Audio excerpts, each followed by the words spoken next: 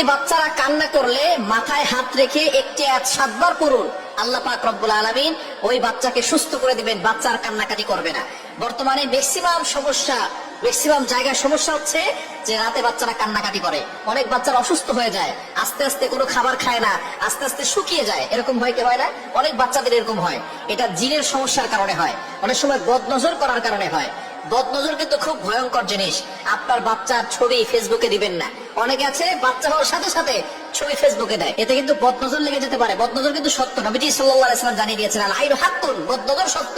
আর এই বদনজর এতটা ভয়ঙ্কর জিনিস, নবীজি সাল্লাল্লাহু আলাইহি ওয়াসাল্লাম বলেছেন বদনজর একজন সুস্থ মানুষকে অসুস্থ করে ফেলে, কবর পর্যন্ত নিয়ে যায় এবং একজন উটকে রান্নার পাতিলে পর্যন্ত নিয়ে যায়। সুতরাং এই বদনজর থেকে আমাদেরকে সাবধান থাকতে হবে।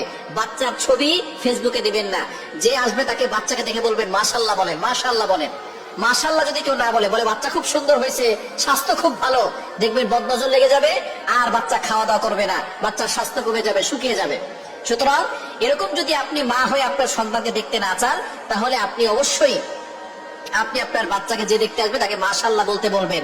এবং যদি বাচ্চা শুকিয়ে যায়, রাতে বেশি কান্না করে, তাহলে একটি আয়াত বাচ্চার মাথায় হাত রেখে পড়বেন, আয়াতুল কুরসি একটি আয়াত। পবিত্র কোরআনুল কারীমের 3 নম্বর পারার 1 নম্বর পৃষ্ঠার 8, 9, 10, 11, 12 নম্বর লাইনগুলোতে সূরা বাকারার 255 নম্বর আয়াত, এই আয়াতটি আপনি 7 বার পড়বেন, বাচ্চার মাথায় হাত রেখে 7 বার পড়বেন।